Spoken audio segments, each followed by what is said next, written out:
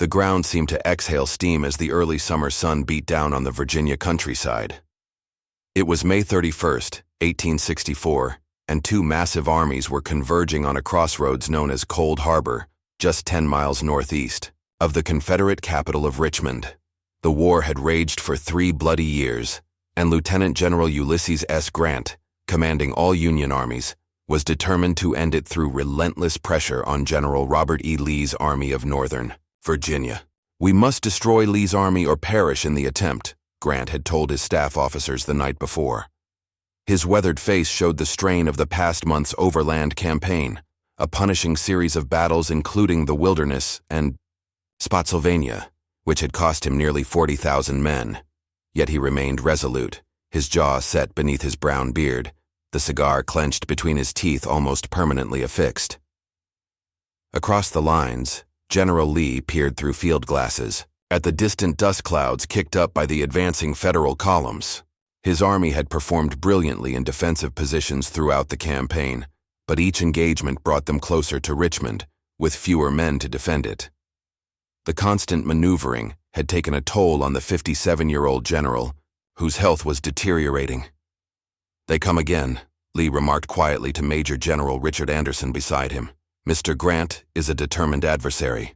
The crossroads of Cold Harbor held little intrinsic value, merely a tavern and a few scattered buildings, but its strategic importance was immense. 7 roads converged here, offering control of approaches to both Richmond and the vital supply junction at Mechanicsville. Both generals recognized its significance, and both rushed forces toward the location. Major General Philip Sheridan's Union cavalry secured the crossroads on May 31st, after a sharp engagement with Confederate horsemen under Fitzhugh Lee. As Federal infantry under Major General Horatio Wright's 6th Corps approached, they encountered advance elements of the Confederate 1st Corps digging in. The race to Cold Harbor was over. Now began the race to entrench. From the Virginia Campaign of 1864, by Colonel Thomas Hampton, Richmond Historical Society Quarterly, 1889a's dusk fell. Soldiers on both sides used whatever tools they could find, bayonets, cups, plates, even hands, to throw up earthworks. The sound of digging and chopping filled the humid night air as the armies prepared for the inevitable clash. Veterans, having learned brutal lessons about the value of field fortifications, worked with desperate energy. New recruits, still untested, followed their example. "I never saw men work so," wrote Lieutenant Thomas Galway of the 8th Ohio Infantry in his diary. "By morning we had a respectable breastwork, with headlogs and traverses. The Johnny Rebs across the way were just as industrious, if not more so." The battle lines took shape throughout the night. Lee's forces held a 5-mile arc, anchored on Totopotomoy Creek to the north and the Chickahominy River to the south. Their position was naturally strong, with clear fields of fire in many sectors. Grant's army, still arriving throughout the night and into the following day, formed opposite them. June 1st dawned hot and humid, with a heavy mist hanging over the field. Skirmishing erupted at first light as pickets probed each other's positions. By mid-morning, Major General William Baldy Smith's 17th Corps arrived after an exhausting march from Bermuda Hundred, reinforcing the Union line to nearly 80,000 men. Lee's army, though smaller at roughly 60,000, held the advantage of prepared positions. At 5 o'clock in the afternoon, Wright's 6th Corps and Smith's 18th Corps launched a coordinated attack against the Confederate right. The assault caught the Southern forces before their entrenchments were fully completed. General Thomas Clingman's brigade of North Carolinians bore the brunt of the attack and began to waver under the pressure. "The Yankees came on like devils," recalled Sergeant William McCreary of the 8th North Carolina. "Our works were barely knee-high when they struck. For a moment I thought all was lost." The critical moment came when Colonel Lewis Grant led his Vermont brigade in a determined charge that broke through Clingman's line. For a brief, promising moment, the Federal attackers had created an opportunity that might have unhinged the entire Confederate position. The breach in the Confederate line at Cold Harbor yawned open like a wound. Union soldiers of the Vermont Brigade poured through the gap, their battle flags snapping in the hot June breeze. Victory seemed within their grasp, a decisive blow that might open the road to Richmond, but General Robert E. Lee had not earned his reputation through luck. With the prescience that had marked his generalship throughout the war, he had positioned his reserves precisely where they were needed most. Brigadier General Joseph Kershaw's veteran division stood ready behind the threatened sector. "Forward, men of South Carolina!" Kershaw shouted, his voice carrying over the din of battle. "Drive them back!" The counterattack struck the advancing Federals with devastating force, having expended their initial momentum and become disorganized. In the breakthrough, the Vermont troops found themselves suddenly on the defensive. The close-quarter fighting was savage, bayonets, clubbed muskets, and revolvers employed when the lines collided. From Grant's Hammer, The Overland Campaign, by Professor James Wexler, American Military History Journal, 1922 A's. Darkness enveloped the battlefield on June 1st. Both armies took stock of the day's fighting. Grant had gained some ground, but failed to achieve a breakthrough. Lee had lost some of his forward positions, but maintained his essential defensive line. The casualties, nearly 2,000 on each side, were merely a prelude to what would follow. Throughout the night, the armies continued to strengthen their positions. The Confederate works evolved into a masterpiece of field engineering. Deep trenches with headlogs positioned to leave only narrow firing slits, traverses to protect against enfilading fire, and cleared fields of fire. Some portions featured multiple lines of defense with interlocking fields of fire. Their works were formidable beyond description, wrote Colonel Thomas Hyde of General Wright's staff. "I do not believe Bonaparte's veterans ever constructed more perfect defenses in a single night." Dawn on June 2nd revealed the full extent of both armies, now deployed on a 6-mile front. Grant received reinforcements as Major General Winfield Scott Hancock's II Corps arrived from the north, extending the Union left flank. Lee countered by shifting Lieutenant General A.P. Hill's Third Corps to strengthen his own left. Throughout June 2nd, Grant planned a major assault. Originally scheduled for that afternoon, the attack was postponed when Hancock's exhausted men required rest after their forced march. This delay proved consequential, giving the Confederates additional hours to perfect their defenses. The day passed with continuous skirmishing and artillery duels. Sharpshooters on both sides made movement behind the lines hazardous. The summer, heat intensified, and water became a precious commodity.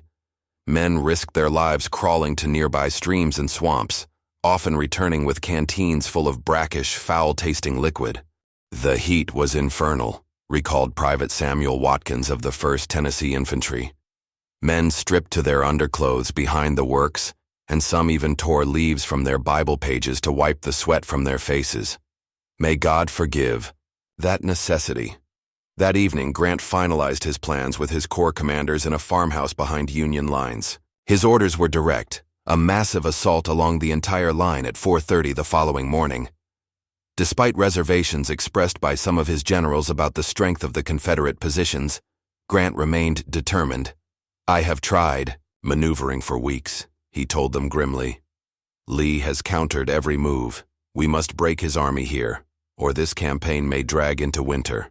As his generals departed to prepare their commands, Major General Hancock reportedly turned to Major General Wright and said quietly, "May God have mercy on us tomorrow." Across the lines, Lee sensed the impending attack. Confederate pickets reported unusual activity in the Union camps, the movements of artillery, the distribution of ammunition, and the positioning of troops.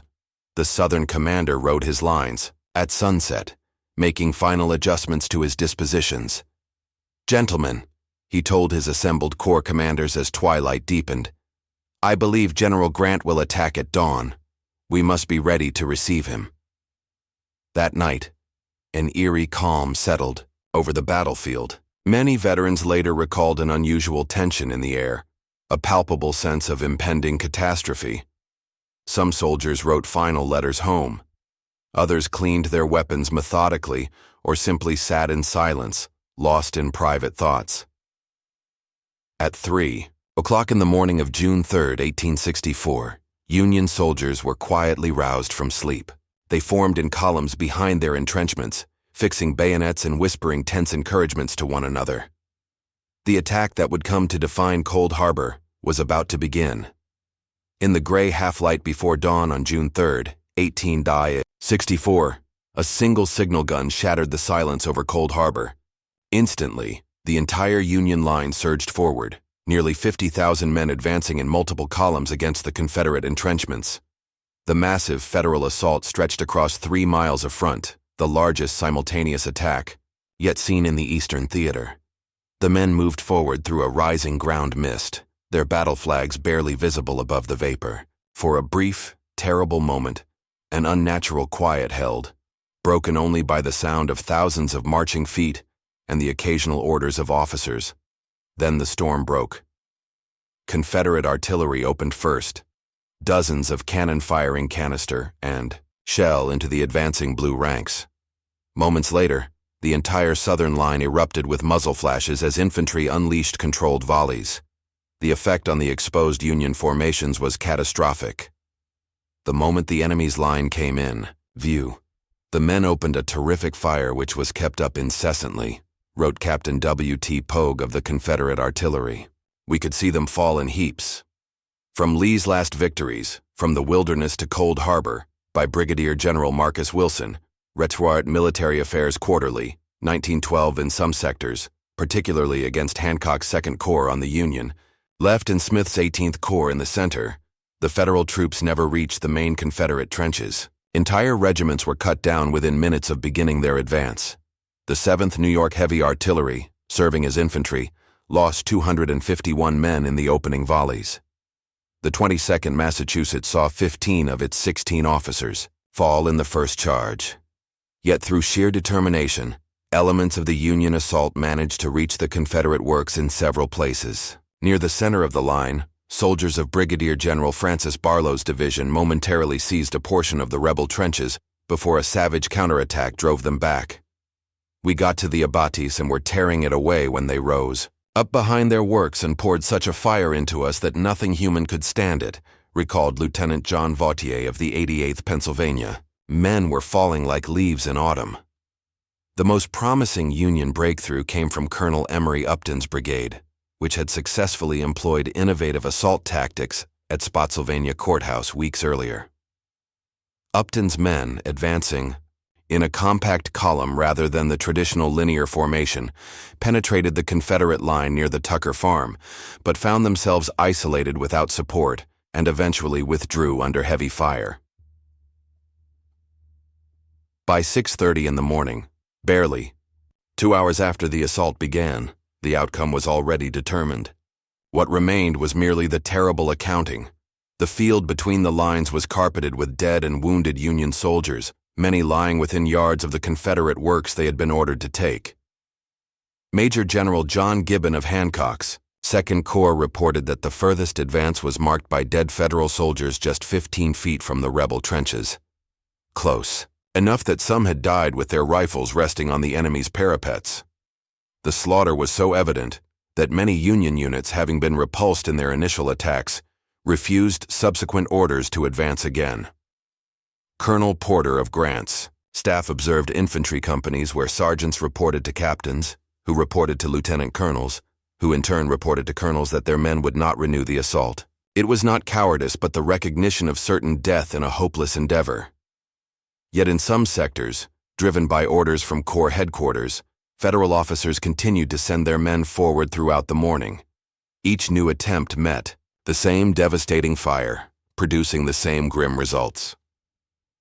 By noon, the grand assault had disintegrated into isolated skirmishing.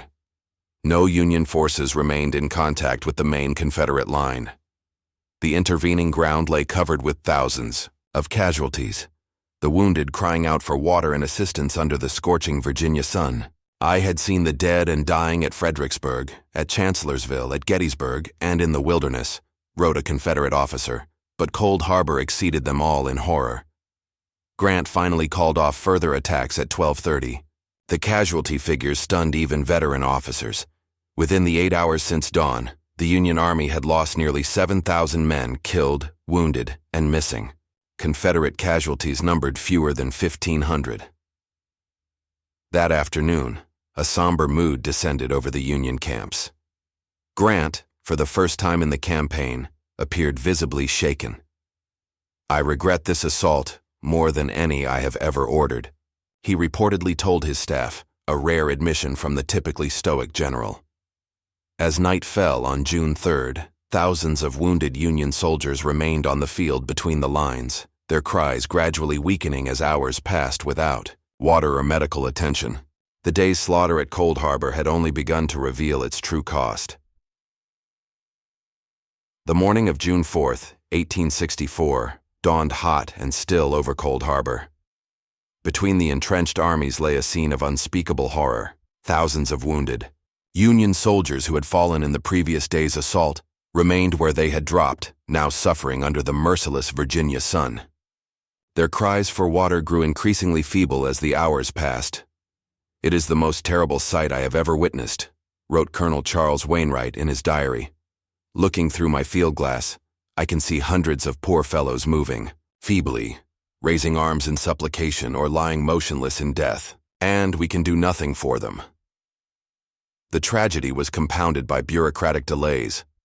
Grant, recognizing the disaster but reluctant to acknowledge defeat, hesitated to request a formal truce to recover the wounded.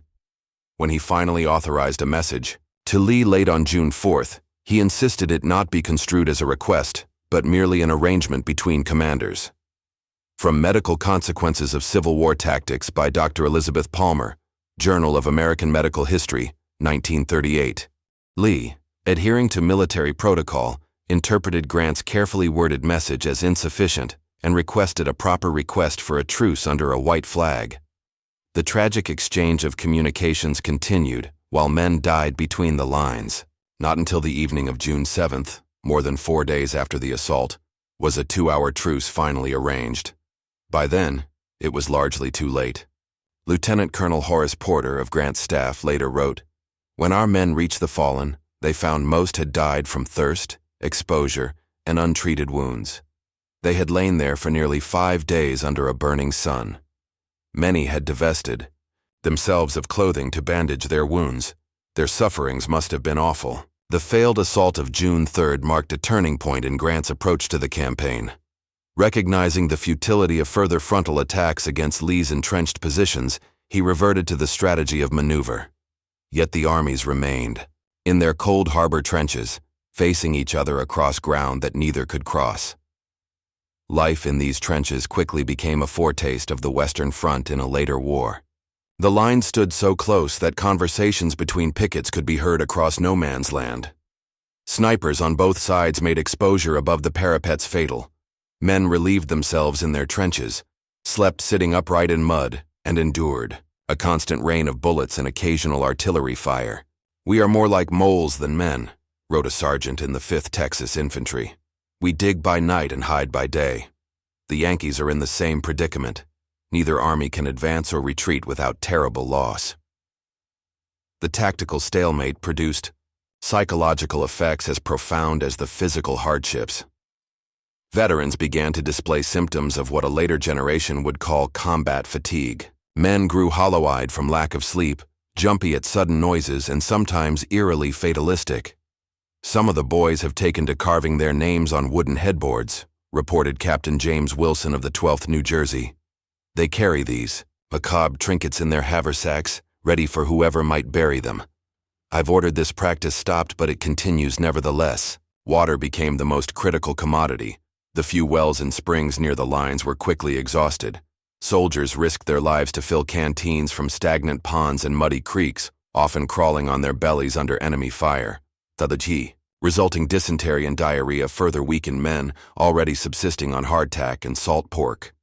The summer heat intensified the misery. Temperatures frequently reached above 90 degrees, and the shallow trenches offered little shade. The dead, hastily buried in mass graves or simply covered with a thin layer of soil, began to decompose rapidly. The stench became unbearable as the days passed.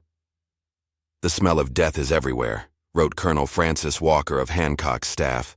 "It permeates clothing, spoils food, and follows us into what little sleep we manage. I do not believe I shall ever be free of it."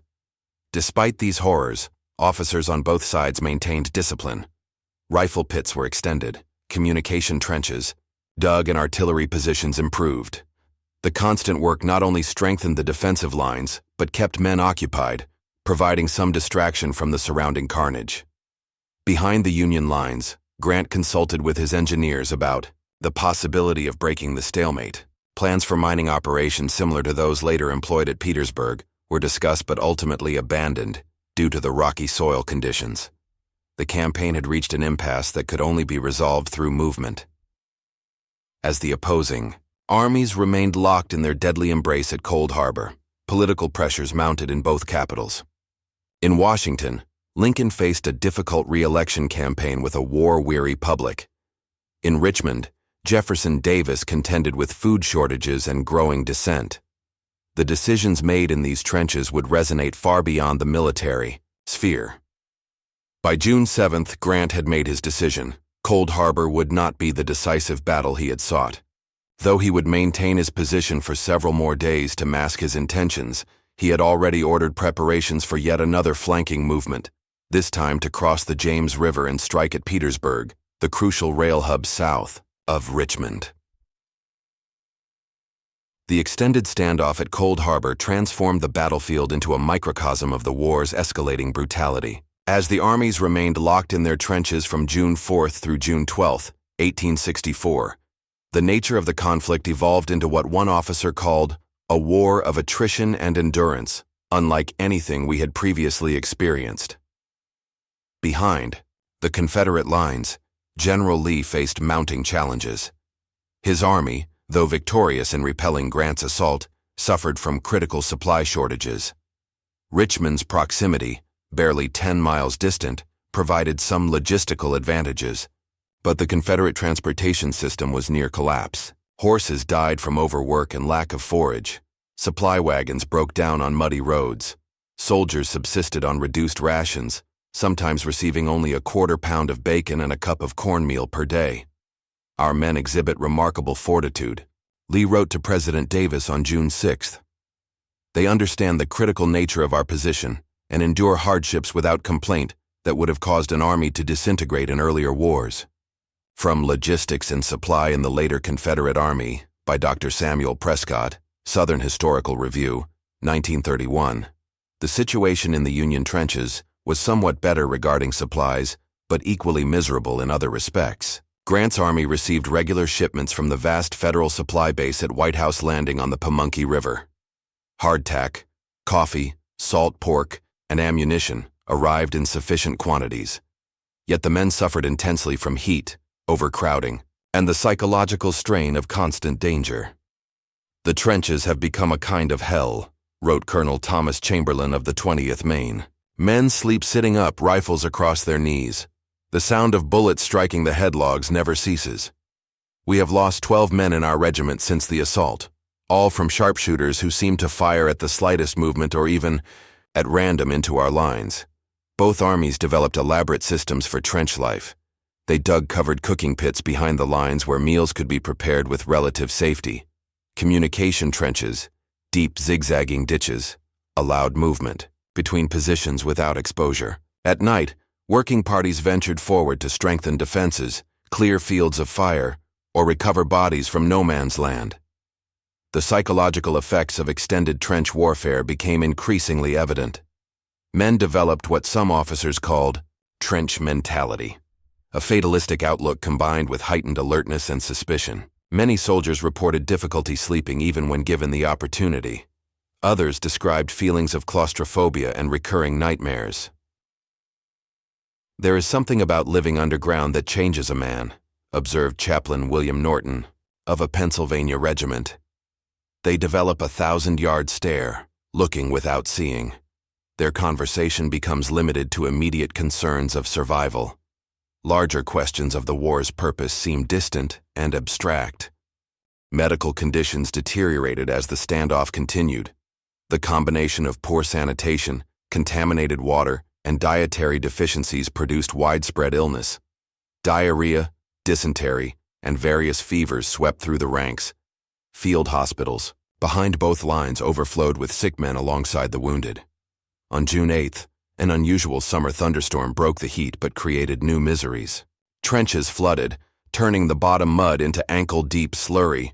Confederate works, generally situated on higher ground, drained somewhat better than Union positions. In some sections of the Federal line, men stood in water for hours, leading to painful conditions they called trench foot. "I have never been so consistently wet in my life," wrote Lieutenant George Whitman of the 51st New York. "Our clothes rot on our bodies. Men's feet swell inside their boots until they cannot remove them. When boots are finally cut away, the sight and smell are indescribable." Despite these conditions, small acts of humanity occasionally transcended the conflict. During an informal truce on June 9th, pickets from both sides met in no man's land to exchange newspapers and tobacco. A Confederate officer noted in his diary, "For a brief hour, there was more trading than fighting. One could almost forget, we are engaged in killing one another." By June 10th, Grant had completed plans for his next move. Engineers surveyed crossing points on the James River, while quartermasters gathered pontoons and other bridging equipment at White House Landing. Grant would attempt something unprecedented in military history, shifting a 100,000-man army across a major river in enemy territory without detection. The first step required maintaining the appearance of continued engagement at Cold Harbor while secretly thinning the lines. On June 10th and 11th, artillery exchanges and picket firing increased along the front, while infantry units began quietly withdrawing at night, replaced by stretched-out lines of remaining troops. Lee, ever vigilant, noted subtle changes in the Federal positions, but remained uncertain of Grant's intentions. Confederate cavalry reported increased Union activity around White House Landing, but this could indicate either preparations for retreat toward Washington or for another flanking movement. "General Grant seems restless again," Lee wrote to Secretary of War Seddon on June 11th. "He may attempt to withdraw toward the Pamunkey, or he may shift south of the James.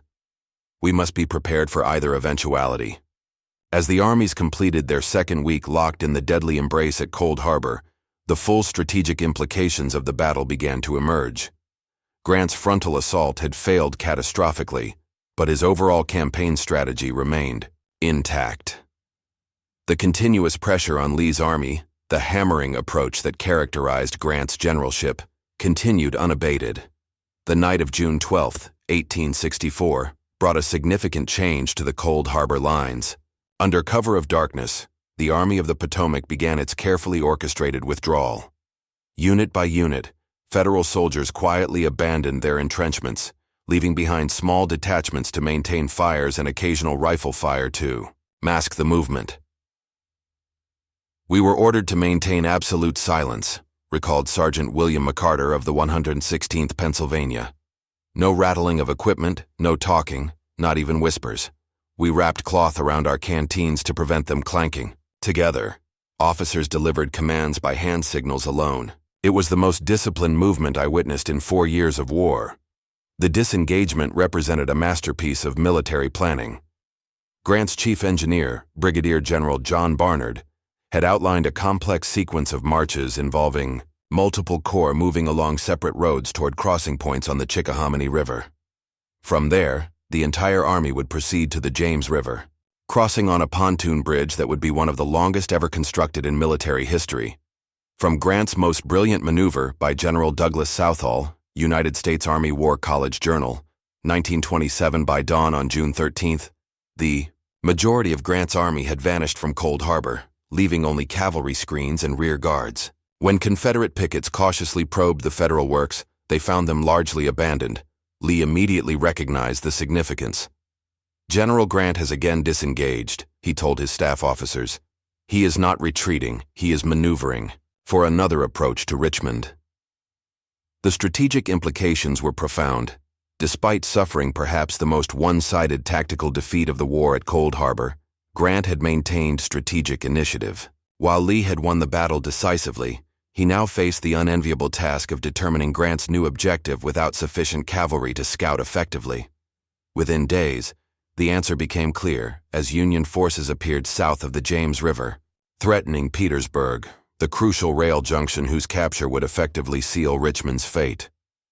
The Cold Harbor phase of the overland campaign had ended, but its consequences would continue to shape the war's final year. The battle's human cost proved staggering.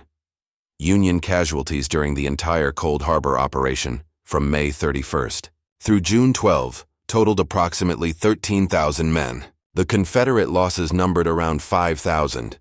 The disparity stemmed largely from the failed assault of June 3rd, which alone cost the Federals 7,000 casualties in a single morning.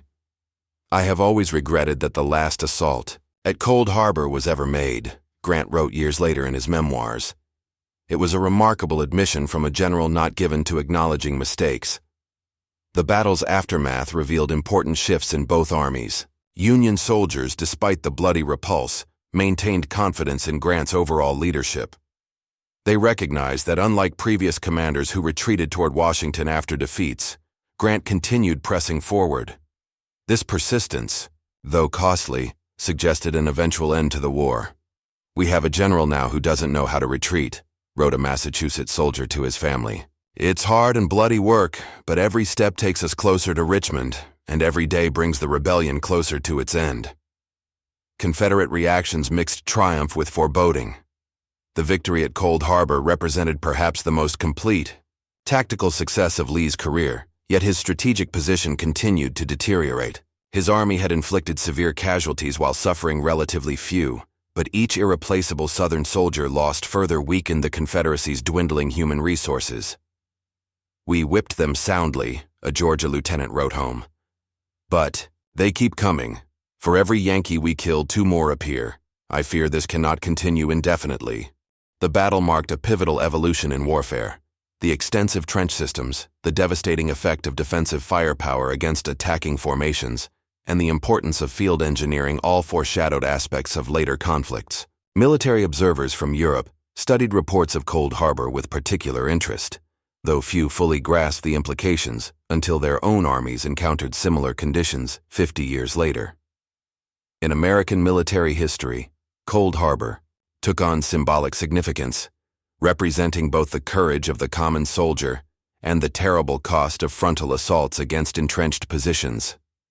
For decades afterward, veterans of both armies made pilgrimages to the battlefield, often meeting former enemies in reconciliation. "We shook hands across the works where we had tried to kill each other," wrote James Wilson, formerly of the 12th Virginia, describing a reunion in 1885.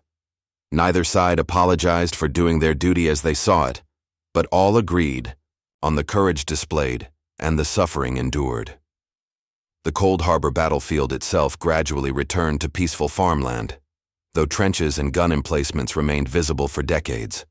Local farmers occasionally unearthed grim reminders of the struggle: bullets, buttons, buckles, and sometimes human remains. In 1936, the site received federal protection as part of Richmond National Battlefield Park. For the men who fought there, Cold Harbor represented a particular kind of ordeal, one that combined intense combat with prolonged suffering. In the trenches, many survivors would later describe it as their most difficult experience of the war, surpassing even legendary battles like Gettysburg or Antietam in personal hardship. Grant and Lee would never again directly confront each other on an open battlefield after Cold Harbor. The remainder of the war would be fought largely from trenches around Petersburg and Richmond, a 9-month siege that ultimately ended with Lee's surrender at Appomattox Courthouse in April 1865. The tactical lessons of Cold Harbor, particularly the suicidal nature of frontal assaults against prepared positions, were purchased at tremendous cost. Whether those lessons were fully absorbed by subsequent generations of military leaders remains one of history's tragic questions. But for the men who endured those 12 days of June 1864, the battle stood as a testament to both the nobility of their sacrifice and the terrible price of war.